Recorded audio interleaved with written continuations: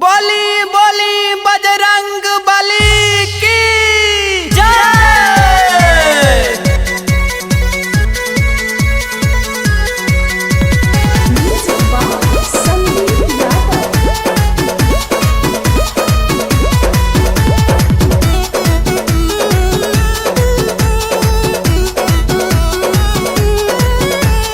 हे बजरंगी पवन कुमार आए हम तो तेरे द्वार, लाल ध्वजा लहराए दर पे, हे हनुमंता सुन ले पुकार।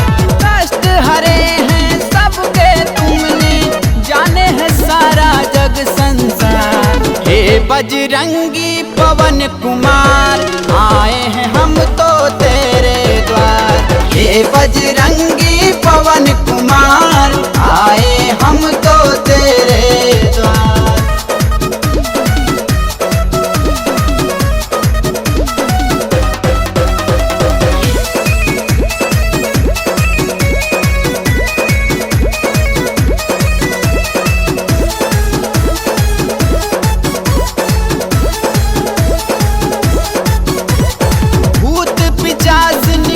नहीं आवे महावीर जब नाम सुनावे,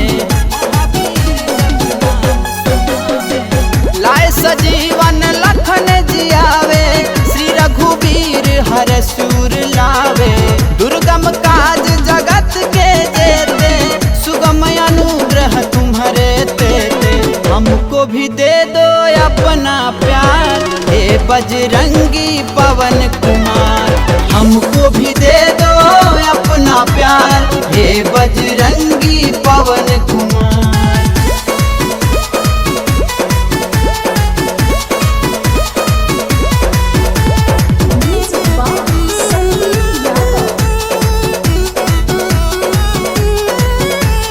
राम दुआरे तुम रखवारे, होते न आज्ञा बिनु पैसारे।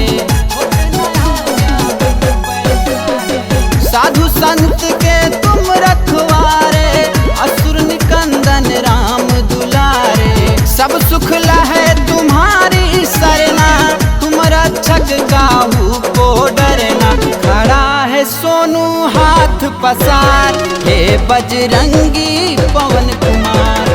खड़ा है सांवरा हाथ पसार, हे बजरंगी पवन कुमार। हे बजरंगी पवन कुमार आए हम तो तेरे द्वार।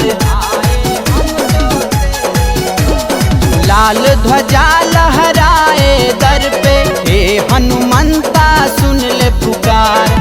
कष्ट हरे हैं सबके तुमने, जाने है सारा जग संसार। हे बजरंगी पवन कुमार आए हम तो तेरे द्वार। हे बजरंगी पवन कुमार आए हम तो तेरे द्वार। Evergreen recording studio Lucknow.